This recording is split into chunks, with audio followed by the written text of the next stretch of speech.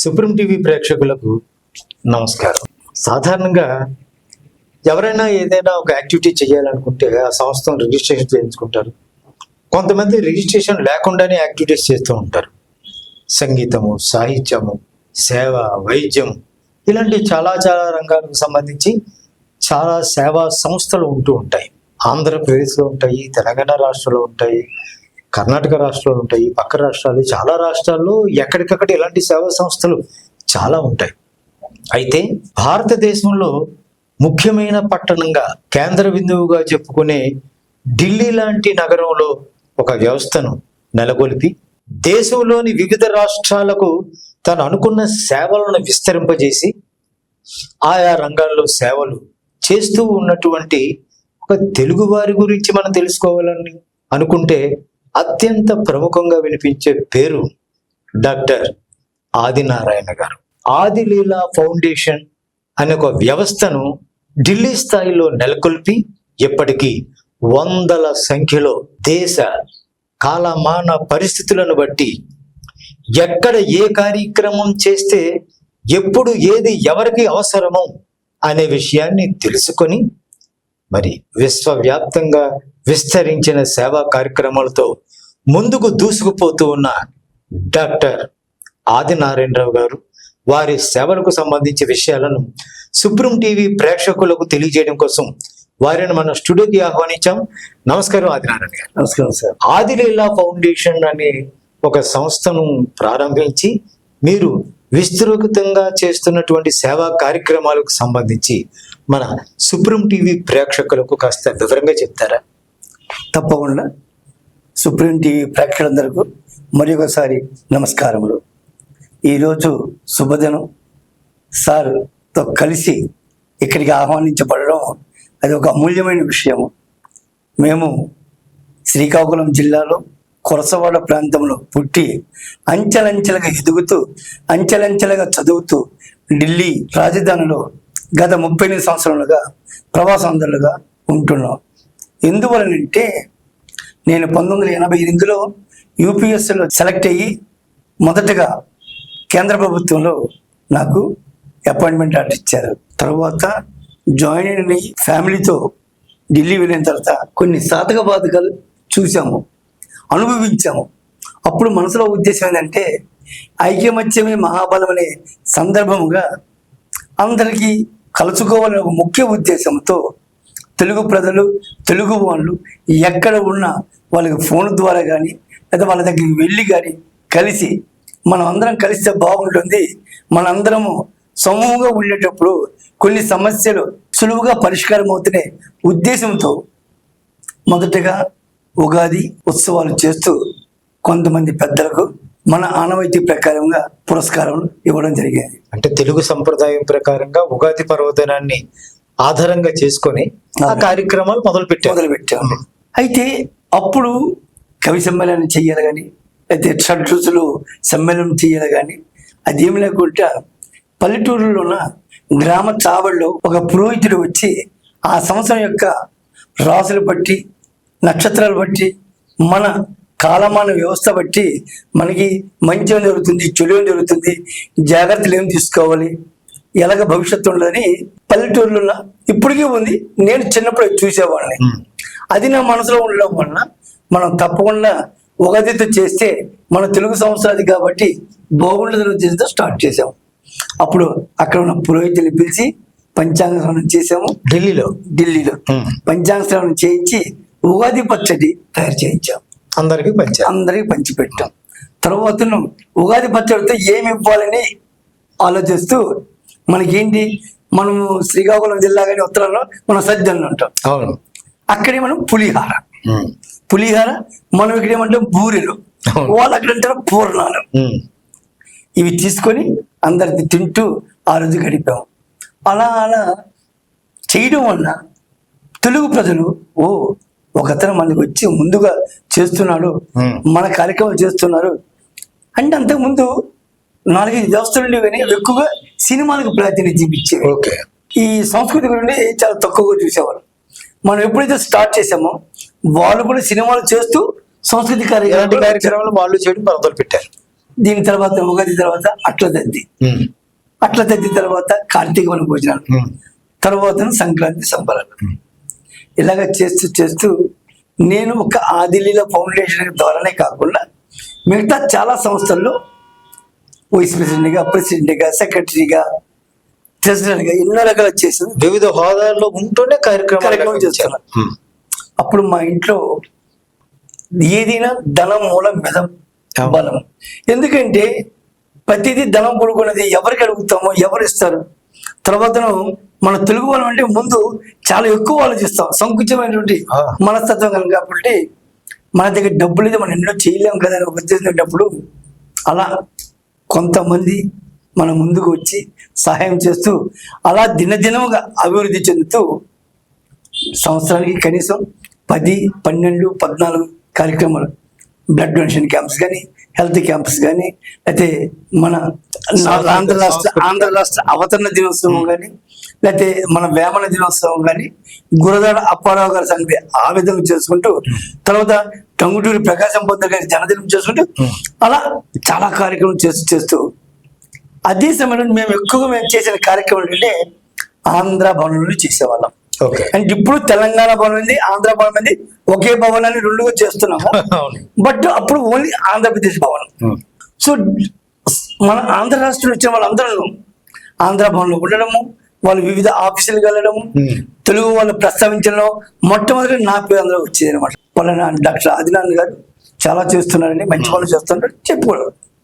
తర్వాతను మనం ఎప్పుడు కూడాను ఒక బ్యానర్స్ అనేటువంటి మనకు అలవాటు కాబట్టి ఎలాగా లోపల ఉంటుంది, హాల్ లోపల ఉంటుంది ఒక బ్యానర్ తప్పకుండా. బట్ ఎంట్రీ పాయింట్లో తర్వాత క్యాంటీన్ దగ్గర పెడుతూ అది ఒక పేరు అలాగ ప్రఖ్యాతి చెందింది. అప్పుడు మన తెలుగు వాళ్ళు ఏం సార్ మీరు ఢిల్లీ తెలుగు వాళ్ళకే పరిమితమా, ఎందుకు మన ఆంధ్ర రాష్ట్రాలు చేయకూడదు, తెలంగాణ ఈ ప్రశ్న మొదలైంది. ఇప్పుడు మీరు ఆదిలీలా ఫౌండేషన్ తరపున ఢిల్లీలో మొదలు పెట్టిన మీ కార్యకలాపాలు దేశవ్యాప్తంగా చాలా రాష్ట్రాల్లో నిర్వహిస్తున్నట్లుగా నాకు తెలిసింది. ఏ రాష్ట్రాలు చేస్తున్నారు సార్? మొదట ఢిల్లీ, తర్వాత సరౌండింగ్ రాష్ట్రాలు హర్యానా, పంజాబ్, రాజస్థాన్, ఉత్తరప్రదేశ్. ఇవి కాకుండా ఛత్తీస్గఢ్, ఇప్పుడు ఛత్తీస్గఢ్, అప్పుడు మధ్యప్రదేశ్. అలాగనే ఉత్తరప్రదేశ్లో మన కాశీ వెళ్ళేవాళ్ళు. తర్వాత ఇటు పక్క వచ్చినప్పుడు నాగపూర్లో కూడా కలుసుకునేవాళ్ళు అనమాట. తర్వాతను మన రాజధాని అప్పుడు హైదరాబాద్, అక్కడ చేసేవాళ్ళం. తర్వాత నేను కొన్ని సంవత్సరాలు అడిషనల్ ఛార్జిగా తీసుకుంటూ మొత్తం దక్షిణ భారతం కోసమని చెన్నైలో హెడ్ క్వార్టర్లో పనిచేశాను. ఓకే, అవి కూడా ఎక్కువ చదువు 2 సంవత్సరాలు పనిచేశాను. ఆ టైంలో మనం ఎలాగ మన ప్రాంతంలో ఉన్నాం కాబట్టి ఢిల్లీ సరౌండింగ్ ఎలా చేస్తున్నా ఇక్కడ కూడా చేద్దామని సార్. తమిళనాడు, కర్ణాటక, పాండిచేరి, కేరళ అలా మన కార్యక్రమం విస్తరించాలి. నాకు ఒక చిన్న డౌట్ అండి. మనం ఏదైనా సరే విశాఖపట్నం ఉత్తరాంధ్ర జిల్లా వాసి ఢిల్లీ స్థాయిలో ఒక స్టేజ్కి ఎదగడం అనేది చాలా ఆనందించవలసిన విషయం. అందులో ఇక్కడ బాగా చెప్పుకోవాల్సిన విషయం ఏంటంటే 2 తెలుగు రాష్ట్రాలు దాటి పక్కకు వెళితే కర్ణాటక స్టేట్ వెళితే తెలుగు భాష కన్నడియం 2 కొద్దిగా కలిపి ఉంటాయి. చెన్నై దాటి తమిళనాడు రాష్ట్రంలోకి అడుగు పెడితే తమిళ్తో పాటు అక్కడ కొద్దిగా తెలుగు టచ్ అవుతూ ఉంటుంది. కానీ మిగిలిన రాష్ట్రాల్లో హిందీ భాష తాలూకా డామినేషన్ ఎక్కువగా ఉంటుంది. మరి ఒక తెలుగు వ్యక్తిగా మరి ఇతర భాషల్లో మీరు ఇన్ని కార్యక్రమాలు ఎలా నిర్వర్తించగలిగారు? మీకు ఆ భాషల్లో ఏమైనా ప్రవేశం ఉందా అంటే ముందుగా చెప్పాలంటే నేను నా చదువు 10th క్లాస్ వరకు మా నేటివ్ ప్లేస్ కొరసవాడలో చేశా. తర్వాత కొద్ది రోజులు దగ్గర పట్టణం పర్లాకిమని ఒరిస్సా స్టేట్ లో చేశా.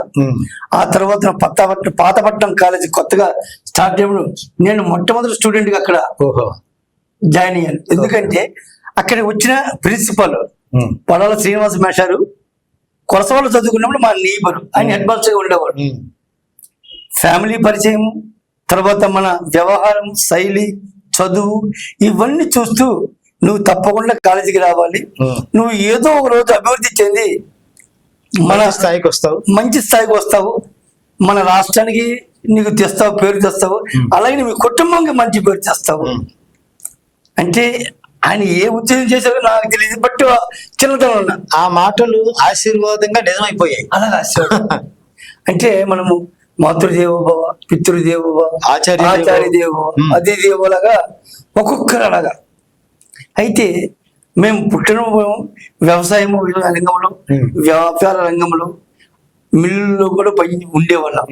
అయితే కాలక్రమేణా తల్లిదండ్రులకి చదువు లేకపోవడం వల్ల కొంచెం చదువుకున్నారు, బిజినెస్ చేసి కొంచెం చదువు చేసేవాళ్ళు తప్పించి అంత ఎక్కువ ప్రావీణ్యం లేకపోవడం వల్ల, తగులు వల్ల, వ్యాపారం వల్ల నష్టం పొందుతూ, అది కారణం ఏంటంటే మెయిన్ చదువు లేకపోవడం అని మా అమ్మ గ్రహించింది అనమాట.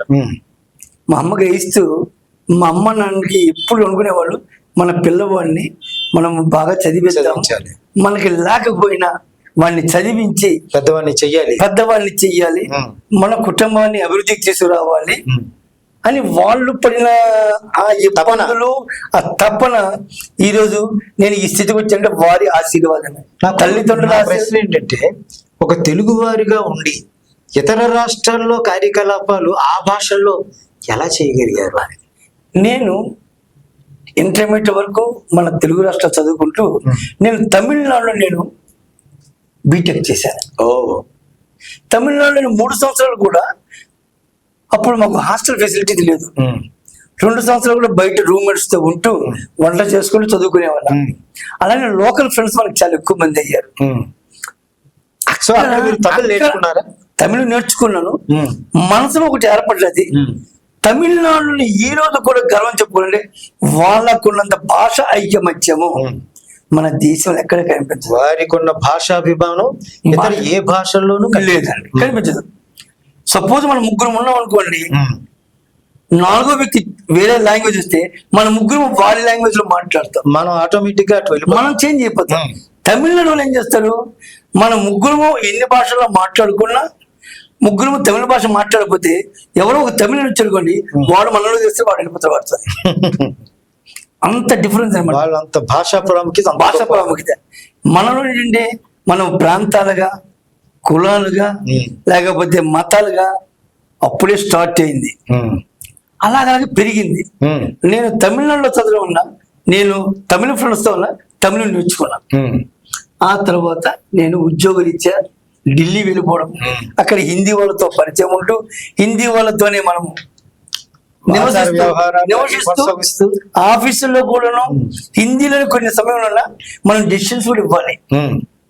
ఒక ఫైల్ మనం ఒక ఆఫీసర్ గా ఉండేటప్పుడు ఫైల్ హిందీలో పుట్టప్ అయితే మనం హిందీలోనే దానికి రిప్లై ఇవ్వాలి, సంతకం కూడా హిందీలోనే పెట్టాలి. సో ఆ విధంగా హిందూ మీద వచ్చింది, హిందీ మీద. తర్వాత చదువుకున్నాం కాబట్టి ఇంగ్లీషు, తెలుగు, అలాగనే పక్క రాష్ట్రము ఒరిస్సా వాళ్ళు ఉండడం వల్ల కొంత ఒరియా. అంటే ఒరియా రావడానికి కూడా కొంత కారణం ఏంటంటే, మా తాతగారు వాళ్ళ చుట్టాలందరూ ఒరిస్సా స్టేట్. అంటే అప్పుడు కళింగ సామ్రాజ్యం ఉండేది. అంటే ఇటుపక్క 3 జిల్లాలు, అటుపక్క 3-4 జిల్లాలు కళింగ సామ్రాజ్యం ఒకటే ప్లేస్ కింద ఒకటే ఉండేది అన్నమాట. సో అప్పుడు మనకి ఆ భేదం అవేమి మనకి తెలిసింది కాదు. తర్వాత అది మనకి ఎంతో తోడ్పడ్డారండి. భాషలు నేర్చుకున్నాము, ప్రజలతో మమేకమయ్యాము. తరువాతను మనకు కూడా మనము ఏదైనా మన మాతృభాషానికి, మన మాతృదేశానికి, మన మాతృ ప్రాంతానికి సేవ చేయాలని ఎప్పుడు మనసులో ఒక ఆరాటం అంటూ ఉండేదండి. ఆ ఆరాటము, ఆ కసి, ఇవన్నిటి ఫలితం ఆదిరేల ఫౌండేషన్ అనే పేరు వెనకతల ఏదో నాకు ఏదో కొత్త అర్థం, ఏదో 2-3 పేర్లు ఏమైనా కలిపి ఉన్నాయా, లేకపోతే ఎవరినైనా ఇన్స్పిరేషన్ గా తీసుకుని ఆ పేరు పెట్టారో చాలా మందికి వస్తున్న ఒక అనుమానం. ఆ డౌట్ ని మీరు క్లారిఫై చేస్తే బాగుంటుంది. మనం ఏదైనా ఒక వ్యవస్థ స్టార్ట్ చేసేటప్పుడు ఇంటిలో సభ్యులంత వరకు ఐక్యమత్యంగా ఉన్నప్పుడు ఆ ప్రయత్నం అనేది ఎంతో బలంగా ఉంటుందండి.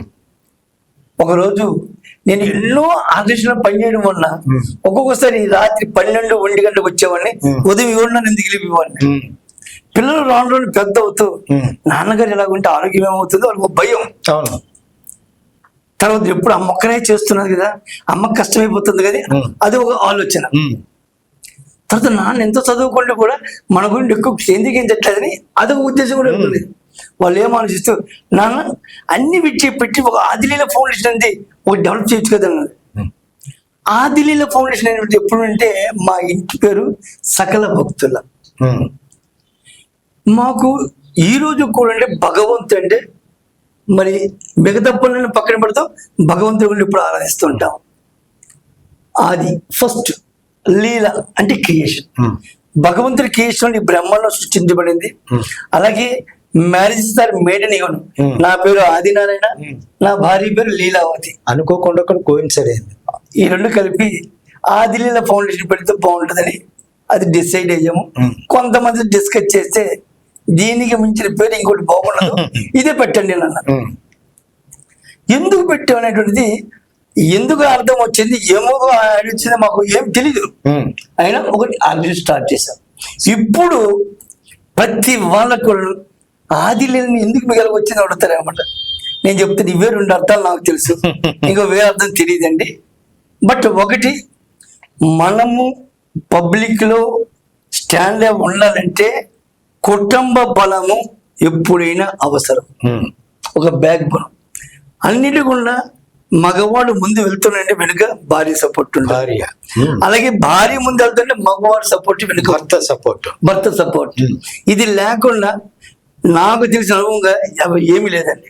భార్య భర్తల మధ్యలో ఉండే ఆ సంఘీభావం ఎంత గొప్పగా ఉంటుందో, వారు తలపెట్టే ఏదైనా సరే అంత బాగా విజయవంతంగా ముందుకు నడుస్తుంది అనడానికి మీ భార్య భర్తలు ఇద్దరి పేర్లతో కూడిన ఆదిలీల ఫౌండేషన్ ఇప్పుడు ప్రపంచవ్యాప్తంగా భారతదేశంలోని వివిధ రాష్ట్రాల్లో మీరు చేపడుతున్న వివిధ కార్యక్రమాలు ప్రపంచవ్యాప్తంగా విశ్వవ్యాప్తం అయ్యాయి అంటే మరి ఇది ఎంత గొప్ప బలం. లేకపోతే ఈ రోజు నిన్న కూడాను మన ఫంక్షన్ లో డాక్టర్ వేణుగోపాలాచారి గారు ఇంటి నుండి రూమ్ నుండి బయలుదేరి గారు అంటే ఆయన ex MP, ex MLA, X union minister, X state minister, అలాగే స్పెషల్ రిప్రజెంటేటివ్ గా కంబైన్డ్ ఆంధ్రప్రదేశ్ అలాగే తెలంగాణకి కూడా ఉండేవాళ్ళు స్పెషల్ రిప్రజెంటేటివ్ గా. ఆయన మీరు నిర్వహించిన కార్యక్రమానికి ముఖ్య అతిథిగా వచ్చారు. అది నిజంగా ఈ రోజు ఇన్ని పనులు చేస్తున్నావు అంటే నువ్వు చాలా అదృష్టవంతుడు అయ్యా, గొప్పవాడు. ఎందుకంటే మీ కుటుంబ బలమే మీకు ఈ రోజు ఈ స్థితి విజయానికి కారణం. సెకండ్ అన్న మీ భార్య పేరు పెట్టుకున్నావు, మనసులో వచ్చిందో భగవంతుడి గొప్ప, ఆవిడిచ్చిన సపోర్ట్ వల్లనే నువ్వు ఇంత ముందుకు పోగలుస్తున్నావు అని. నేను చెప్పాను సార్, అది మట్టుగా 100% వాస్తవం. ఈ రోజు మనిషి ఇంటి దగ్గర గడప దిగ్గాన ఫస్ట్ క్వశ్చన్ వస్తుంది ఎవరింటిలో.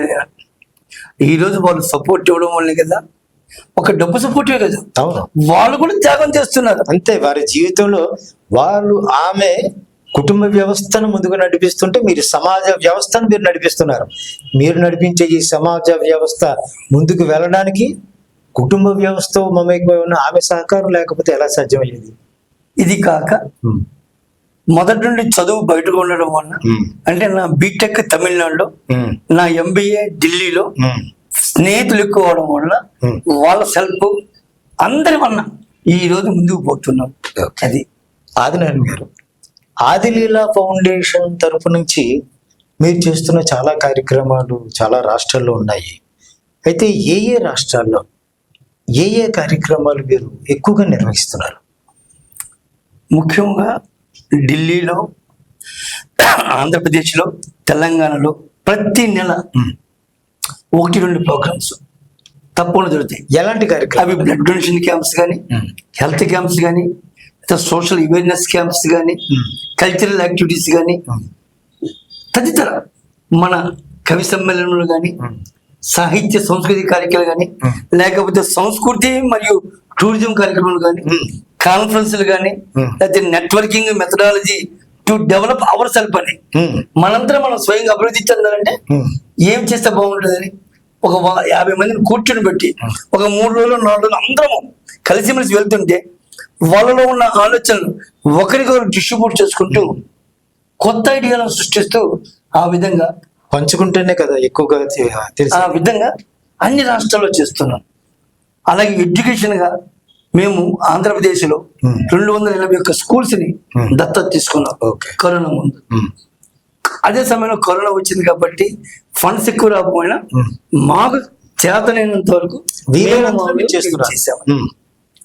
స్కూల్స్ దత్తత తీసుకున్న తర్వాత శ్రీకూర్మంలో ఒక ధర్మశాల కట్టాలనుకొని గవర్నమెంట్ మాకు ఒక 9 సెంట్ ల్యాండ్ ఇచ్చిందండి. ఈ కరోనా వల్ల చాలా మంది ప్రాణ నష్టము, ఆస్తి నష్టము, అన్నిటికంటే ఎక్కువ మనకి ఒక రకమైన మనో బలాన్ని తగ్గించింది కూడా, మనోస్థైర్యాన్ని కుంగదీసేసింది. దాని వల్ల అనుకుంత రీతిగా మేము ముందుకు సాగలేకపోయినాం. ఈలోగా కొంతమంది ఆక్రమించేశారు. ఆక్రమించి బిల్డింగ్ కట్టేసుకున్నారు. అది ఇప్పుడు మొన్న మా వకీలు చెప్తున్నారు అది హైకోర్టు కూడా కేసు నడుస్తుంది అన్నారు. అంటే మన ప్రయత్నంలో మనం చేస్తున్నాం. అలాగనే కాశీ తమిళ సంగమం అని నార్త్ వాళ్ళు కాకుండా భారతదేశ ప్రభుత్వమే కలిపి చేస్తుంది. నా మనసులో ఏమొచ్చిందంటే కాశీ తెలుగు సంగమం మనం పెట్టుకుంటే ఎందుకు బాగుండదు? ఎందుకు తమిళ వాళ్ళు కూడా తెలుగు వాళ్ళు ఎక్కువ ఉన్నాం. తర్వాత తెలుగు వాళ్ళు 160 మంది కాశీలోనే ఉంటారు. అవును. అక్కడ వచ్చిన ప్రేక్షకులు కానీ ప్రయాణికులు కానీ తెలుగు వాళ్ళు ఎక్కువ మంది ఉంటారు. అందుకోసమే ఈ సంవత్సరం నుండి కాశీ తెలుగు సంగమం, కాశీ తెలుగు సంగమం అని నిర్వహిస్తామని అది తోలుకున్నాము. అది జూన్ జూలై నెలలో అది తప్పకుండా జరుగుతుంది. ఈ ఏడాది నుంచి దాన్ని అమలులోకి తీసుకొచ్చేస్తారు. అలాగనే మనము సౌత్ నార్త్ ఉన్నప్పుడు అంతకు ముందు భేదం అనేటువంటిది ఉండేది. మద్రాసు వాళ్ళు ఎన్టీ రామారావు గారు వచ్చిన తర్వాత, పివి నరసింహరావు గారు వచ్చిన తర్వాత, చంద్రబాబు నాయుడు గారు వచ్చిన తర్వాత, మన వైఎస్ రాజశేఖర గారు వచ్చిన తర్వాత, మన నాయకులు చాలా మంది రావడము, మొదట ఢిల్లీలో వీళ్ళు కంటిన్యూ రావడం వల్ల మన తెలుగు అనేటువంటి ఈరోజు సౌత్ లో తెలుగు లాంగ్వేజ్ ఒకటి ఉందని ప్రపంచవ్యాప్తంగా తెలుగు గుర్తింపు గౌరవం వచ్చింది. ఒక గౌరవం వచ్చేది. అంతకుముందు నేను మణిపూర్ వెళ్ళినా మద్రాసీయే, గుజరాత్ వెళ్ళినా మద్రాసీ, కాశ్మీర్ వెళ్ళినా మద్రాసీ, కన్యాకుమారి వెళ్ళినా మద్రాసీ. తెలుగు వాడినటువంటి పేరు లేదన్నమాట. సో ఆ గుర్తింపుని అలాగే ఇంకా పెంపొందనే ఉద్దేశంతో ఏంటంటే ఇలాగ డిఫరెంట్ కార్యక్రమాలు ఏంటంటే దేశంలో మనం చేస్తే ఇంకో గొప్పతనం మీకు ఏం చెప్పాలంటే, నార్మల్గా ఎవరైనా కార్యక్రమం చేయాలనుకుంటే వాళ్ళు చేసుకుంటారు, వాళ్ళతో చేస్తారు. అవును. మేము ఏ రాష్ట్రానికి వెళ్తే లోకల్ ఆర్గనైజేషన్ ఒకరితో కలిసి చేస్తాం. అక్కడ ప్రాంతీయులను కూడా కలుపుకొని అప్పుడు దానివల్ల ఏంటి మన బలం అనేది రెట్టింపు జరుగుతుంది. అవును. మన బలంతో పాటు స్థానిక బలం కూడా జత కలిస్తే అది ఇంకా సమర్థవంతంగా నిర్వహించడానికి అవకాశం ఉంటుంది. సో దానివల్ల ఇప్పుడు ఆంధ్రాలో ఇంచుమించుగా నెల్లూరులో చేసాము, ఒంగోలులో చేసాము, గుంటూరు, తుళ్ళూరు, అమరావతి, విజయవాడ, రాజమండ్రి, కాకినాడ, విశాఖపట్నం, అనకాపల్లి, అలాగనే శ్రీకాకుళం, అన్ని జిల్లాల్లో మనం చేస్తున్నాం. అయితే సార్ మీ ప్రయాణంలో నేను విన్నది ఒక మాట ఏంటి అంటే, ఆదినారాయణ గారు ఏదైనా ఒక సంకల్పం చేస్తే ఆయన్ని విడిచిపెట్టరు అది పూర్తి అయ్యేంత వరకు. అలాగే ఆ మొదలుపెట్టిన సంకల్పం సమర్థవంతంగా మోస్ట్ సక్సెస్ఫుల్గా జరిగేలా ఆయన రూపకల్పన చేస్తారు అన్న ఈ మాటతో పాటు ఇంకొక మాట ఏమింటున్నామంటే, ఈయన ప్రభుత్వం ఏది ఉన్నది అనేది ఆయనకి సంబంధం లేదు, కానీ అటు ప్రభుత్వ పెద్దలతో పాటు సమాజంలో ఉండే ఎవరైతే ప్రముఖ వ్యక్తులు, సంస్థలు, వ్యవస్థలు ఉంటాయో వీరందరినీ కలుపుకొని వారందరూ కూడా డాక్టర్ ఆదినారాయణ గారు అనే ఒక సౌండ్కే పాజిటివ్ వైబ్రేషన్ గా స్పందించి ఈయన అడగందే వాళ్ళు ముందుకు వచ్చి ఆయనతో పాటు కలిసి జర్నీ చేయడానికి ముందుకు వస్తారు అనేది వింటూ ఉన్నాను. అది ఎంతవరకు? అది 100% నిజం. మేము ఆంధ్రప్రదేశ్ లో 281 స్కూల్ని దత్తత చేసుకునేటప్పుడు కూడా నేను ఎవరికి ఏ విజ్ఞప్తి ఇవ్వలేదండి. ఆంధ్రప్రదేశ్ ప్రభుత్వం నన్ను పిలిపించి మన సచివాలయంలో మమ్మల్ని సన్మానం చేసి మీరు మీ వంతు సహాయము మన రాష్ట్రానికి చెయ్యండి. ఎన్ని స్కూల్స్ మీరు దత్తత తీసుకొని నిర్వహిస్తారు? 281 తీసుకున్నామండి అని వారు అడిగారు, మీకు చేసి ఇచ్చాము. అలాగనే ఈ ధర్మశాల కోసము మా అమ్మగారు మొదట కాలం చేశారన్నమాట, స్వర్గస్థులు అయ్యారు. కాశీలో చేసిన తర్వాత సంవత్సరీకం ఇక్కడ చేసామండి కూర్మంలో. తర్వాత మా నాన్నగారు హైదరాబాద్ లో స్వర్గస్థులు అయిన తర్వాత 3 రోజుల తర్వాత మనం శ్రీకూర్మం వచ్చి చేసాము. ఈ 2 సంఘటనల పడిన ఇబ్బందులను చూసి ఒక ధర్మశాల అనేది కడితే బాగుంటుంది ఉద్దేశంతోని కష్టపడ్డాము. ఎక్కడ? శ్రీకూర్మం దగ్గర 9 సెంట్లు భూమి ఇచ్చారు. ఇప్పుడు దాన్ని కొంతమంది అన్యాగ్రంథం చేయడం వల్ల అది ఇబ్బందులు పడి అలాగ ఆగింది. అయినప్పటికీ కూడా మన ఆదిలీల ఫౌండేషన్ ద్వారా ముఖ్య ఉద్దేశం ఏంటంటే పర్టికులర్ గా ఉత్తరాంధ్ర జిల్లా వాళ్ళు ఎక్కడ కూడాను ఒక పేదవాళ్ళు మీడియం వాళ్ళు తప్పించి ధనవంతులు ఎక్కువ మంది లేరండి. అవును. ఒకవేళ ధనవంతులు అయినా వాళ్ళు గత 50 సంవత్సరాలు కష్టాల్లో పడి వచ్చిన వాళ్ళు తప్పించి అంతకుముందు ధనవంతులు కాదు, 2% కూడా ఎక్కువ కాదు, లేరు. అయితే ఇప్పుడు గత 40 సంవత్సరాలు 50 సంవత్సరాలు కష్టపడిన తర్వాత ఆ డబ్బుని వాళ్ళ పిల్లలకి లేదా మనవాళ్ళకి కొంచెం అభివృద్ధి చేయాలని ఆలోచిస్తారు, కానీ సొసైటీకి ఖర్చు పెట్టాలని కొంతమంది ఉండదండి. మనలాంటి వాళ్ళ ప్రేరణతో కనీసం నాకు తెలిసి 100-150 సంస్థలు స్టార్ట్ అయ్యాయి. వాళ్ళ శక్తి కొలిది తృణము పణము ఏదో చేస్తున్నారు. దీనివల్ల తప్పకుండా మనము ఒక మదర్ ఎన్జిఓలుగా తయారయ్యామండి. ఇప్పుడు సాధారణంగా ఎవరైనా ఏదైనా ఒక యాక్టివిటీ చేస్తే ఆ యాక్టివిటీ నిర్వహణకు ఏదో ఒక 100 రూపాయలు ఖర్చు అయితే ఆ 100 రూపాయలు ఎవరెవరు సమకూర్చగలరో తెలుసుకొని వారి దగ్గరికి వెళ్ళి కార్యక్రమం వాళ్ళకి వివరిస్తే వాళ్ళు ఏదో సహకారం చేస్తారు, కార్యక్రమం చేసేస్తాం. ఇది ప్రతి ఒక్కరూ ప్రతి చోట చాలా చోట్ల జరుగుతున్న విషయం.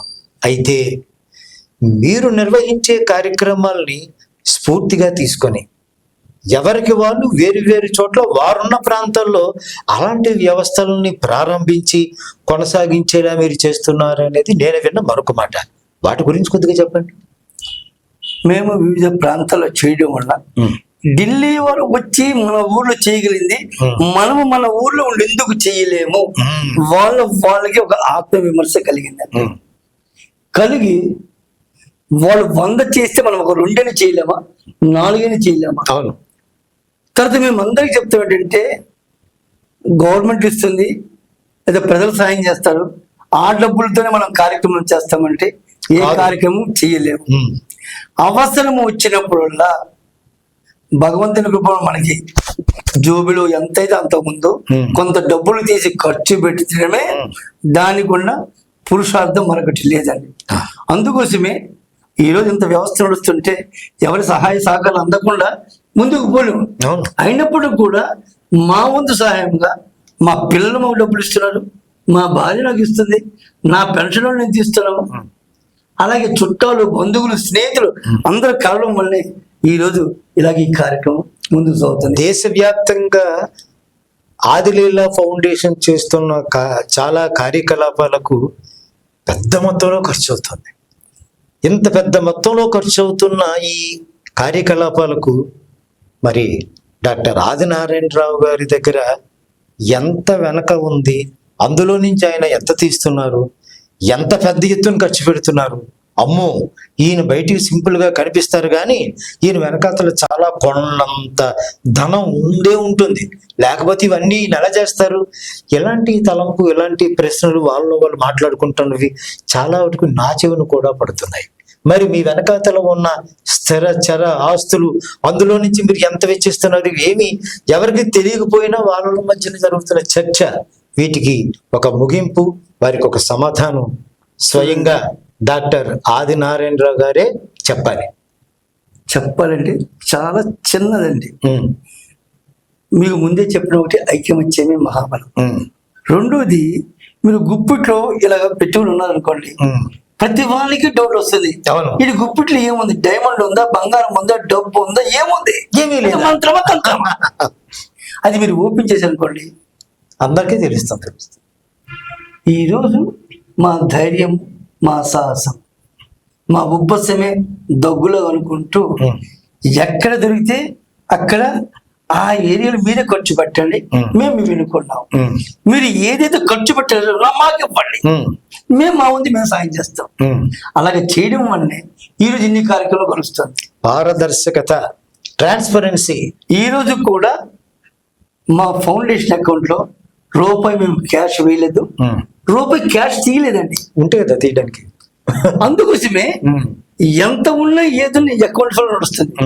మిగతా ఖర్చులను అయితే నా ఖర్చులు, అయితే నా భార్య, లేకపోతే నా పిల్లలు, లేకపోతే నా స్నేహితులు, బంధువులు. ఇప్పుడు వాళ్ళు డబ్బు రూపాయలు ఇచ్చినే మన సాయం అనుకోకూడదండి. వస్తు రూపంలో కూడా ఇస్తున్నారు. మాట రూపం అంటే ఈ విధంగా ఇవ్వడం వల్ల ఈరోజు ఎంత ధైర్యంతో ముందుకు కొనసాగుతున్నాం. అంతేగాని నేను మీకు ఎప్పుడు చెప్పాను, మా నాన్నగారు నేను చిన్నతనంలో మాకు ఆయిల్ మిల్లు ఉండేది, రైస్ మిల్లు ఉండేది, 20-30 ఎకరాలు మాగాని భూమి ఉండేది. మా ఇంటిలో ఇప్పుడు నార్మల్ గా ఈ రోజు 100 తులాల బంగారం అనుకుంటే, అమ్మో 100 తులాల బంగారం, ఆ రోజుల్లో మాకు 500-600 తులాల బంగారం మా ఇంట్లో ఉండేది. మా నాన్నమ్మ రోజు 100 తులాల బంగారం వేసుకుని బయటకు వస్తుంటే కామధేనులాగా వస్తుంది అని మా నాన్నమ్మ గారిని అనుకునేవాడు, మా అమ్మమ్మ గారిని అనుకునేవాడు.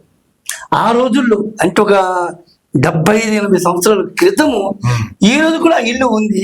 ఆ ఇల్లు చూస్తే చూడడానికి ఆ రోజులు వచ్చేవారు మా ఇంటికి. చుట్టుపక్కల గ్రామాల్లో కానీ ఎక్కడ కానీ ఎవరికైనా ఏ ఇబ్బంది అయినా మా ఇంటికి వచ్చి డబ్బులు తీసుకెళ్లేవాడు. అది వాళ్ళు ఇచ్చారా ఇవ్వలేదు నాకు చిన్నవాళ్ళు కాబట్టి నాకు తెలియదు. బట్ నేను అయ్యేటప్పటికేమో మా ఇంట్లో ఈ బంగారం, ఈ మిల్లులు, ఈ భూములు అన్ని గోవింద అన్ని కర్పూరంగా మారిపోయాయి. ఆఖరికి మా అమ్మ నాన్న దీనంతటి కారణం మాకు కనిపించింది చదువు. చదువు లేకపోవడం వల్ల మనం ఇన్ని కోల్పోయినాం. డబ్బులుంటే అలా చీమలు వస్తాయి బెల్లం పడినట్టుగా. ఆ బెల్లం మాయమైతే చీమలు కూడా మాయ ఉండవు కదా. చదువు అనేది నీ దగ్గర ఉంటే ఎలాంటి చెక్కు చెదరదు, ఎప్పుడు కూడా నీ దగ్గర ఉంటుంది. భగవంతుని గొప్ప ఉంటే డబ్బు ఆటోమేటిక్గా వస్తుంది. నీ పని నువ్వు సక్రమం చేసుకెళ్తున్నా అని చెప్పారు. ఈరోజు మా అమ్మా నాన్నల ఆశీర్వాదమే, మా కుటుంబం, బంధువులు, స్నేహితులు వీటి వల్లనే ఈరోజు ఇన్ని చేయగలుగుతున్నా. లేకపోతే నేను అంత పెద్ద సాధారణ వ్యక్తిగా మామూలుగానే ఉండేవారు. ఒక పల్లెటూరులో వచ్చి ఢిల్లీలో వెళ్ళానంటే నాకు ఎప్పుడు కూడా అనిపిస్తుంది, ఈ రోజు నేను ఢిల్లీలో ఇన్ని సంవత్సరంలో శ్రీకాకుళం అంటే ఇప్పుడు కూడా బ్యాక్వర్డ్ అంటారు మనకి. ఆ శ్రీకాకుళం 49 కిలోమీటర్ 50 కిలోమీటర్ దాటి ఒరిస్సా బోర్డర్ ఉంటే ఇంకా ఆ ఏరియాలో ఎలా ఉండడం మీకు అర్థమైంది. అవును. అయితే సార్ డాక్టర్ ఆదినారాయణ గారు, ఒక శ్రీకాకుళపు ఒక చిన్న గ్రామంలో పుట్టి పెరిగి మీరెంత వారయ్యి ఢిల్లీ స్థాయిలో మీరు వెలుగుతున్నారు. నేను విన్న ఇంకొక మాట ఏమిటంటే, డాక్టర్ ఆదినారాయణ గారు కేంద్ర ప్రభుత్వానికి సంబంధించి ఏదైనా ఒక సంకల్పం చేస్తే ప్రధాని కానీ ఏ స్థాయిలో వాళ్ళైనా సరే పిలిస్తే పలికే లాంటి వ్యవస్థకు ఈయన ఆద్యులు అని మీ గురించి నేను విన్నాను సార్. ఆ రిలేషన్షిప్స్ అంత పెద్ద పెద్ద వాళ్ళతో ఉన్న అంత సమైక్యత, ఐక్యత, వాటన్నిటిని మీరు ఎలా సంపాదించుకోగలిగారు, ఎలా వ్యవస్థ నడుపుతున్నారు? చూడండి, మనిషి జీవితమే ఒక దర్పణం అండి. మనిషి జీవితం ఒక దర్పణం. మనం చేసే పనులే కనిపిస్తాయండి. ఒకనొకప్పుడు వాళ్ళు ఏదో దావుడు మూతలు ఆడుకునేవాళ్ళండి. ఈ రోజు మొత్తం అంతా మాయమైపోయింది, అంత ఓపెన్. ఈ రోజు మీరు ఏం చేస్తున్నారు, ఎక్కడ డబ్బులు వస్తున్నాయి, ఎక్కడ డబ్బులు వెళ్ళిపోతాయని మీరు అనుకోవచ్చు. నాకు తెలియట్లేదని తెలిసే దగ్గర తెలుస్తూనే ఉంది. ఆధార్ కార్డు చెప్పేస్తుంది అంతా. ఆధార్ కార్డు, పాన్ కార్డు ఇల్లు కలిస్తే. అయితే అందరూ డబ్బులు ఇచ్చి మనం పెద్దవాళ్ళు చేస్తారంటే ఏం చేయలేమండి. ఈ వ్యవస్థకి చెప్పాను కదండి, కొంతమంది షాళ్ళు ఇస్తారు, కొంతమంది మొమెంటోలు ఇస్తారు, కొంతమంది బొగ్గేలు ఇస్తారు, కొంతమంది అడ్డలు డబ్బులు ఇస్తారు, కొంతమంది మేము కూడా డబ్బులు ఇవ్వమండి, మేము వస్తువులు పొంగిస్తామండి. కూడా వచ్చి చప్పట్లు కొట్టే వాళ్ళు కూడా మనకు దేవుళ్ళే. ఈ రోజు చాలా మంది ఆదినారాయణ గారు అంటే పిలవరండి. వాళ్ళ మైండ్ లోకి ఇంప్రెషన్ ఆదిలీల ఫౌండేషన్, ఆదిలీల వారు వెళ్ళిపోతున్నారు అని అంటారండి. అంటే ఏ స్థాయికి ఈ ఆలోచన ఇది. మనం అనుకుంటాం డబ్బు ఉంటే మనం ఏదైనా సాధించగలం అనుకుంటాం. డబ్బుతోనే కాదు, మనం చేసే పనుల్లో కూడా మనం సాధించగలం. మీరు చేసే ఈ కార్యకలాపాల్లో అద్వానీ గారు లాంటి పెద్ద వ్యక్తులతో కూడా మీరు మమేకమై కొన్ని కార్యకలాపాలు చేశారని విన్నాను. వాటి మనస్ఫూర్తిగా వినిపించారు. నేను స్టార్టింగ్ వెళ్ళే కొత్తల్లో మింటూ రోడ్లో నేను ఉన్నానండి. మింటూ రోడ్ జస్ట్ 1 కిలోమీటర్ దూరంలో బెంగాలీ మార్కెట్ ఉండేది. అక్కడ రోజు వాజ్పేయి గారు, అద్వానీ గారు, మురళీ మనోహర్ దాస్ గారు, కొంతమంది అక్కడ కలిసి నా క్లోజ్ మిత్రుడు నక్కుల భారకం వీళ్ళు ఉండి ఎప్పుడు మాట్లాడుకునేవాడు, టీ తాగేవాడు. నేను కూడా అప్పుడు వెళ్తూనేవాడిని. అలాగనే నేను ఇటు పక్క కూడా మన కాంగ్రెస్ మంత్రులతో కూడా నేను కలిసి ఉండేవాడిని. నాకు ఈ పార్టీ, ఈ రాజకీయము, ఈ రోజు చాలా మార్పులు వచ్చాయి కదండి. మీరు 20-25 సంవత్సరాల క్రితం చూస్తే ఎంత మార్పులు లేవు. అవును, ఎంత లేదు. ఈ రోజు ఏమైనా ఉందంటే, నాకు ఒక జస్ట్ నా చిన్న 10వ తరగతి ఇద్దరం చదువుకున్నాము. నేను బస్సు దిగిన మా గ్రామంలో ఒక నా క్లాస్మేట్ వాడు తెలుగుదేశం పార్టీ వాడు మాట్లాడుతున్నాడు, ఇంకో పార్టీ వాడు అంతా మాట్లాడే మనిషి. మన వాడు క్లాస్మేట్, వీడు క్లాస్మేట్. అంటే మనం ఎంత వరకు వెళ్ళిపోయిన మీరు అంటే ఏమవుతుందని ఒకసారి అనిపిస్తుంది. అయినప్పటికీ కూడా ఇప్పుడు చెప్పాలండి, ప్రణబ్ ముఖర్జీ గారు, డాక్టర్ మన్మోహన్ సింగ్ గారు, పివి నరసింహారావు గారు, వైఎస్ రాజశేఖర రెడ్డి గారు, చంద్రబాబు నాయుడు గారు, ఢిల్లీ సీఎం సీదా రక్షిత్ గారు, ఎంతో మంది సీఎంలు, గవర్నర్లు, వైస్ ప్రెసిడెంట్స్ మన ఫౌండేషన్ కి ముఖ్య అతిథులుగా, గెస్ట్ ఆఫ్ ఆనర్స్ రకరకాలుగా వచ్చారు. చాలా మంది ఈ ఆదిలీల ఫౌండేషన్ కార్యక్రమాల్లో వాళ్ళు కూడా ఇన్వాల్వ్ అయ్యి ఉన్నారు. ఇప్పుడు జస్ట్ మేము ఒక 3 months ముందు ఘంటసాల ప్రోగ్రామ్ కోసమని, అంటే ఇది గొప్పతనం కాదు, అంటే ఎంతవరకు తెలిసింది. మేము చంద్రబాబు నాయుడు గారి పేషికి వెళ్ళామని, అక్కడ బాబు నాయుడు గారు ఎవరు లేరు, వెళ్ళిపోయారు అనమాట. ఆ పేషెంట్ ఒక ఎడిషనల్ పే ఇస్తున్నారు. మా ఫ్రెండ్ చెప్పారు, సార్ ఏమో ఢిల్లీ నుండి వచ్చారండి ఆదినారాయణ గారిని. అతను అన్నారు, వాడు నాకు తెలుసు అండి అన్నారు. ఎలా అండి, నేను ఎప్పుడు మిమ్మల్ని కలవలేదని అన్నాను. మీరు ఆదిలీల ఫౌండేషన్ ఆర్గనైజ్ చేస్తున్నారు, మా అమ్మాయి మీ ఆర్గనైజేషన్ లో డాన్స్ ప్రోగ్రామ్ ఇచ్చారండి. వండర్ఫుల్. అలాగే నారా లోకేష్ గారి పేషికి వెళ్ళారు వాళ్ళు. అంటే ఎక్కడో దగ్గర ఏదో ఒక మన ఐడెంటిటీ ఏదో ఒక రూపంలో తగులుతూనే ఉంది, ప్రత్యక్షంగా కానీ పరోక్షంగా కానీ. అంటే మీకు ఒక చిన్న విషయం చెప్తానండి. లాస్ట్ ఇయర్ సెప్టెంబర్ 8వ తేదీన రెడ్ క్రాస్ సొసైటీలో మేము బ్లడ్ డొనేషన్ క్యాంప్ పెట్టాం. అదే రోజు కలెక్టర్ గారు పడితే మాకు తెలియదు. మేము ఢిల్లీ నుండేమో మీరు మామూలుగా రాత్రి వచ్చాము, లోపలికి వెళ్ళిపోయినాము, బ్లడ్ డొనేషన్ క్యాంప్ చేసాము. ఆ మధ్యాహ్నం బ్లడ్ డొనేషన్ క్యాంప్ అయినప్పటికేమో కలెక్టర్ గారు మీ గురించి ఎంక్వైరీ చేస్తున్నారని అన్నారు. నేను కలెక్టర్ గారికి కూడా కలవలేదండి.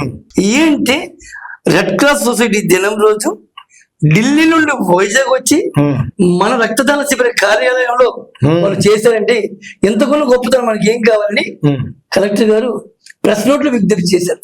ఓకే, అది అంటే వాళ్ళు ఎంక్వైరీ చేస్తూ మన గురించి ఏంటి అని తెలుసుకొని ప్రెస్ నోట్లు ఇచ్చారు. కనీసం ఒక 15 పేపర్లు కవర్ చేసేయని అన్నారు. అంటే ఎలా, మాకు అది తెలియదు అసలు. అంటే కలెక్టర్ గారు జిల్లా ఫస్ట్ మెజిస్ట్రేట్, జిల్లా కలెక్టర్ గారు హోదాలో ఆయనకి మీ గురించి ఢిల్లీ నుంచి వచ్చి ఇక్కడ రెడ్ క్రాస్ సొసైటీ ద్వారా ఒక క్యాంపుని నిర్వహించి ఒక గొప్ప కార్యక్రమం చేశారు. అంటే చేసి చాలా మంది చేస్తూ ఉంటారు, కానీ ఢిల్లీ నుంచి వచ్చి ఇక్కడ మంచి కార్యక్రమం నిర్వహించి ఆ కార్యక్రమం first magistrate of district collector వారి దృష్టిలో కూడా వెళ్ళి స్వయంగా డిపిఆర్ఓ గారి ద్వారా, డిస్ట్రిక్ట్ పబ్లిక్ రిలేషన్ ఆఫీసర్ గారి ద్వారా మీడియా అంతటికి ఒక ప్రెస్ నోట్ రూపంలో రిలీజ్ అయ్యింది అని అంటే అది చిన్న విషయం కాదు కదా. సో అంటే ఇలాంటి సంఘటనలు చాలా సార్లు జరుగుతూనే ఉన్నాయండి. అయితే మేము మాకు మొదటి నుండి, నేను 1973లో నేను 9th క్లాస్లో ఉన్నాను. ఆ టైంలో మా ఫ్రెండ్ పప్పు వీర వెంకట సూర్య చంద్రశేఖర శాస్త్రిని నా క్లాస్మేట్. ఓకే, వాళ్ళ ఇంట్లో సత్యసాయి గారి ఫోటో ఎవరో ఇచ్చారు వాళ్ళకి, వాళ్ళ చుట్టాలు స్నేహితులు ఎవరు ఇచ్చారు. అప్పుడు ఆ ఫోటో నుండి విభూది అండ్ తేనె పడితే ఆ సువాసన నాకు వచ్చి చెప్పేవాళ్ళు అనమాట. అప్పటి నుండి ఒక ఇంప్రెషన్ ఏర్పడి మేము బాబా గారికి ఓటేసాం. ఈ రోజు కూడా నా మొదటి అక్షరం సుప్రభాతం సాయిరామ్ అని ఉంటుంది. ఆయన చెప్పిందండి, హెల్ప్ ఎవర్ హార్ట్ నెవర్. ఎవరికైనా బంగారం మంచోడు బంగారం బంగారం అంటారు. అంటే ఉద్దేశం ఏంటి, అందరినీ నువ్వు మంచిగా చూస్తే నిన్ను కూడా వాళ్ళు మంచిగా చూస్తారు. అందరినీ నువ్వు ద్వేషంగా చూసావండి, వాడు కూడా నేను ద్వేషంగా చూస్తారు. అంతే. ప్రతి మనిషికి మంచి చెడు ఈ రెండు కంపల్సరీగా ఉంటాయి. మంచి అనేది స్వీకరించు, చెడు అనేది విస్మరించు, అంతే, విడిచిపెట్టు. ఆ విధంగా చాలా వరకు సత్యసాయి సిద్ధాంతాన్ని, ఆ తర్వాత నేను ఢిల్లీ వెళ్ళిన తర్వాత షిరిడి సాయి గారితో ఇక్కడ కలిసి 2005లో ఒక గురువు గారు ఇచ్చారండి, రామరతన్ గారిని, విజయవాడ నుండి. వారు షిరిడి సాయి గాయత్రి హోమం 3 రోజులు నిర్వహించమన్నారు. అప్పుడు మా మిస్సెస్ ఆరోగ్యం కూడా పోలేదు. గురువు గారు చదువుతున్నది చెయ్యండి అంటే నేను అనేసాను. మా మిస్సెస్ కూడా అంటారు, ఏంటంటే ఇంట్లో ఎంత ఇబ్బంది ఉంది కదా, ఏంటంటే ఏదో అవుతుంది లేవే, జరగాల్సింది జరుగుతుంది, మనం ఏం చేయగలం, ఏదో మాట జారిపోయింది చేస్తామని. ఈ రోజు కూడా నాకు గుర్తుంది, ఆ రోజు 5 లక్షలు ఖర్చు పెట్టామండి. అబ్బా ఎలా ఖర్చు పెట్టామో మాకు తెలియదు, ఎలా వచ్చిందో తెలియదు. ఆఖరికి నాకు వెళ్ళేటప్పుడు 1 లక్ష రూపాయలు మిగిలి, గురువుగారు ఇది మిగిలిందని బ్యాలకి ఇచ్చాను అంతే.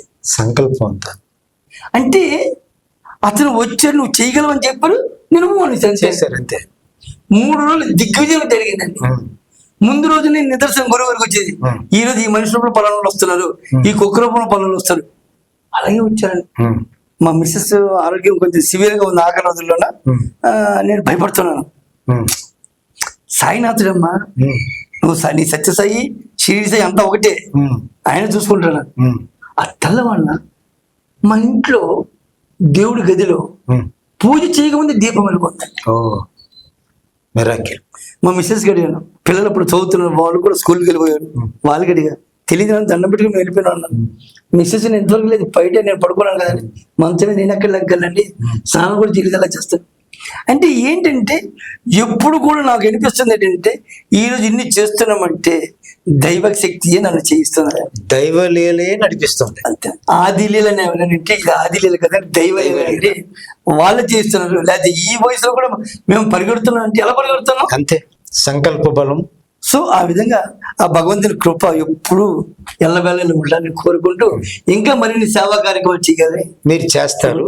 అయితే ఆదిలీల ఫౌండేషన్ ప్రతి ఒక్కరికి కూడా కొన్ని లక్ష్యాలు, నేను ఇలా చేయాలి, ఇది చెయ్యాలి, తప్పనిసరిగా ఇది నిర్వర్తించాలి అనే కొన్ని ఆశయాలు పెట్టుకొని ఉంటారు. ఆదిలీల ఫౌండేషన్ తరపున డాక్టర్ ఆదినారాయణ గారు అలాంటిది ఏదైనా మనసులో కలిగి ఉన్నారా? మేము 6 లక్ష్యాలు పెట్టుకున్నాం సార్. ఒకటి, ఇండియా యూనిటీ అండ్ ఇంటిగ్రిటీ. నేను గెజిటెడ్ ఆఫీసర్ అయిన వెంటనే ఫస్ట్ ప్రమాణ స్వీకారము భారతదేశం యొక్క అఖండతని కాపాడాలి కాబట్టి ఫస్ట్ మా అమౌంట్లో సమైక్య భారతావని అది. సెకండ్, నేను చిన్నప్పుడు మా అమ్మ నాన్నలు ఎన్ని బాధలు పడ్డారు, చదువు లేకపోవడం వల్ల మనకి ఈ అవస్థ వచ్చిందని మా అమ్మ ఎప్పుడు అనేది, మా నాన్నగారు ఎప్పుడు అనేవాళ్ళు కాబట్టి చదువు అండి, విద్యకు ప్రోత్సాహం. మూడవది, ఈరోజు కూడా భగవంతుడు ఎవరైనా నన్ను అడిగి నేను చూసావంటే నేను అంటాను నేను చూడలేదు, బట్ మా చుట్టూ భగవంతుడు ఉన్నారని చెప్తానండి. విశ్వంలో భగవంతుడు లేనిది ఎక్కడ? మా చుట్టూ ఉన్నారు, మన ఇంట్లో ఉన్నారు, బయట ఉన్నారు. జస్ట్ ఇక్కడ ఒక ఎగ్జాంపుల్ అండి, మా మిస్సెస్ ఐసీయూ నుండి వచ్చారు 3 నెలల తర్వాత. ఒకరోజు రాత్రి ఆవిడ చాలా ఇబ్బంది పడుతున్నారు. నేను కూడా ఆ రోజు పని చేయడం వల్ల ఏంటంటే అలసిపోయినా పడుకున్నా. మంచి రాత్రి ఇప్పుడు మా మిస్సెస్ అనేది ఏమో నాకు ఏమైపోతుందని, నేను నాకు బతుకుతాను లేదు, పిచ్చి ఏమవుతావు, ఏమి అవ్వవు, ఆ పైన సాయినాథుడు ఉన్నాడు కదా ఆయన చూసుకుంటాడులే, కళ్ళు మూసుకుని సాయి సాయి కూడా పడుకో అన్నా. ఆవిడకున్న వచ్చిందండి. తెల్లవారు లేచినప్పటికీ మాల పైన కింద పడవు. కొన్ని సంవత్సరాలు బట్టి మాల ఎప్పుడు పడలేదు, ఫ్యాన్ తిరుగుతుంది, ఏసీ ఉంటుంది, బట్ ఆలోచన అంటే ఎంత కూడా నమ్మకం దైవం ఏం కాదు, దైవ ఆశీర్వాదం ఆ రూపంలో కనిపించింది. అప్పుడు తెల్లవారికి ఆవిడ మామూలు అయిపోయింది. ఎలా ఉందంటే బాగుంది, ఏం మాల పడిపోయింది అని అడిగిన.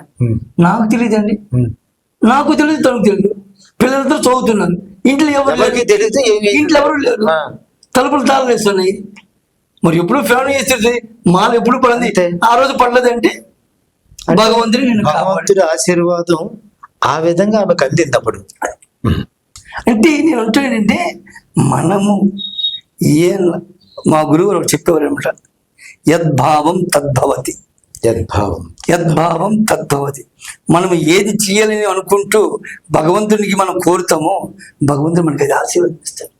ఇంకా పూర్తి డీటెయిల్స్ నాకు తెలియదు, బట్ ఇది మటు ఇంతే తెలుసు, యద్భావం తద్భవతి. మనసులోనే మీరు ఏదైనా కోరుకుంటూ నిస్వార్థంగా ఉండి భగవంతుని ప్రార్థిస్తే భావించేదే నిజమవుతుంది. అయితే సార్, ఆదిలీల ఫౌండేషన్ భవిష్యత్తులో చేయబోయే లక్ష్యాలుగా ఒక 3 చెప్పారు, ఇంకా ఏమైనా ఉన్నాయా? మన ఇప్పుడు 3 చెప్పాను మీకు. ఒకటి, దేశం యొక్క యూనిటీ ఇంటిగ్రిటీ. 2, ఎడ్యుకేషన్. 3వది మన సంస్కృతి. ఈ రోజు మన సంస్కృతిని విడిచిపడితే మన మానవ శరీరం లేనట్టే, అంతే. 4వది ఎన్విరాన్మెంట్, పర్యావరణం. పిల్లలు చెప్తారు ఏ బర్త్డే అయినా ఏదైనా వీళ్ళు ఒక మొక్క నాటండి, మొక్క నాటినంత మాత్రాన భారం తీరిపోయింది అనుకోవద్దు. మొక్క మహావృక్షమైన రోజు నాడే ఈవెన్ మా పిల్లలకి చాలాసార్లు చెప్పాను, ఆదిలీల ఫౌండేషన్ కూడా నా బిడ్డ, మిమ్మల్ని అయితే నేను ఏ విధంగా తీర్చిదిద్దాను నా ఆఖరి శ్వాస వరకు అదే చేస్తున్నా, తర్వాత ఆయన ఇష్టం. అంతే. అది ఎన్విరాన్మెంట్. ఐదవది, ఈ రోజున మనకి చిన్నప్పుడు చెప్పేవారు ఆరోగ్యమే మహాభాగ్యం, ఆరోగ్యమే మహాభాగ్యం అంటే ఎవరు తెలిసేది కాదు, అంతే. ఇదేం భాగ్యం అనేవాడు.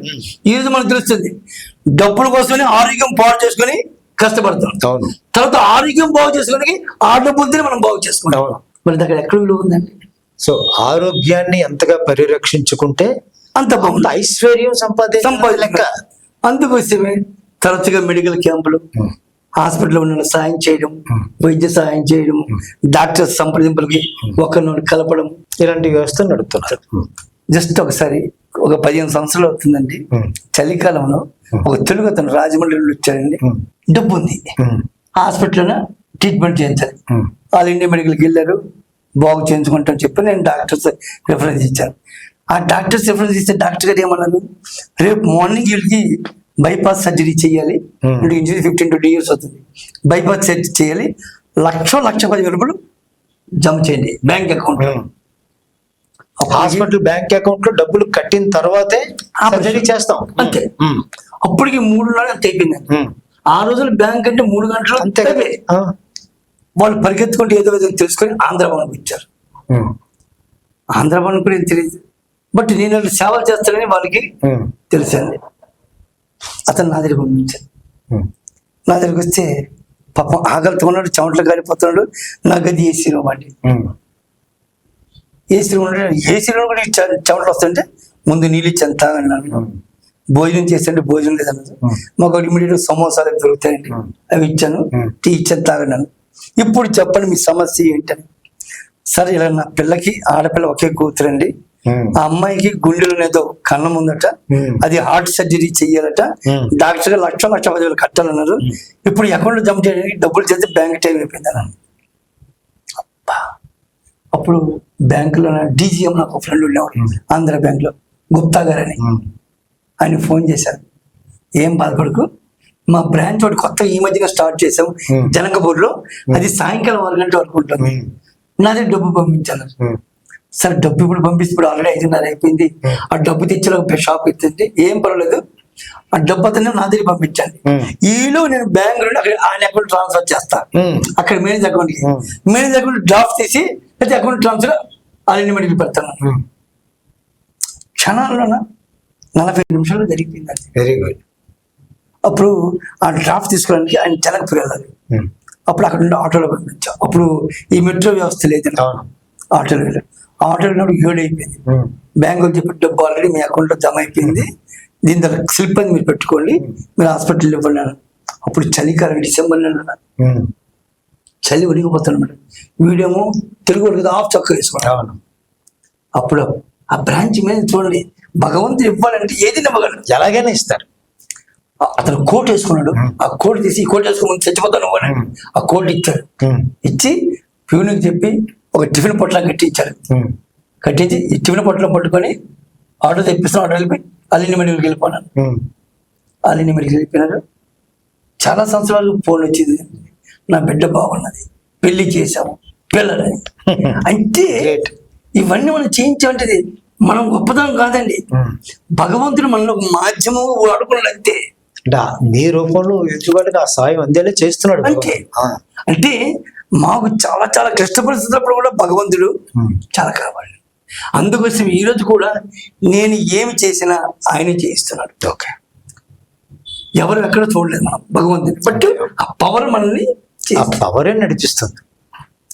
అయితే ఆదిలీల ఫౌండేషన్ దేశంలోని చాలా రాష్ట్రాలకు విస్తరించి విద్య, వైద్యం, ఆరోగ్యం, సామాజిక సేవ, సాహిత్య సేవ, సంగీత సేవ, నాటక సేవ, సంస్కృతిబద్ధమైనటువంటి జానపద కళలు, ఇలాంటి చాలా అంశాలలో మీరు చాలామందికి, ఎంతోమందికి అవకాశం కల్పిస్తూ వారికి ఒక గొప్ప జీవితాన్ని ఇస్తూ మీరు ముందుకు సాగుతున్నారు. డాక్టర్ ఆదినారాయణ గారు, మీ సేవా పరంపర మరింత ముందుకు సాగాలని, మరింత ఎక్కువ మంది మీ ద్వారా భవిష్యత్తును అందుకుంటారని ఆశిస్తూ సుప్రీం టీవీ స్టూడియోకు వచ్చి ఇంత చక్క విషయాలను పంచినందుకు ధన్యవాదాలండి. మీకు కూడా చాలా ధన్యవాదాలండి. ఈరోజు మాకు అవకాశం ఇచ్చారు. మీరు ఏ క్వశ్చన్ అడుగుతారో నాకు కూడా తెలియదు. అయినప్పుడు కూడా మీ మనసులో ఉన్నది మీరు అడిగారు. నా జరిగిన సంఘటన మీరు చెప్పడం, మనిషి ఆ విధంగా జ్ఞాపకం తెచ్చుకోవడం వల్ల తప్పులు చేయకుండా బతకాలి. అంతే. దొరుకుతున్న కొన్ని దొరికితే తరగొచ్చు కానీ అవును. మనిషి తప్పులు చెయ్యరు. ఎందుకంటే ఈ జ్ఞాపకాలు ఇప్పుడు కాదు, 40 సంవత్సరాల నుండి మనకి ఎదుకు వస్తూనే ఉన్నాయి. అవును. మన నీడగా అవును. మనిషి తప్పు చేయాలని ప్రయత్నించిన ఆత్మ అనేటువంటిది నిలబడుతుంది. అవును. సో సుప్రీం టీవీ ప్రేక్షకులందరికీ సార్కి మరి ఒకసారి మా ధన్యవాదాలండి. ధన్యవాదాలు.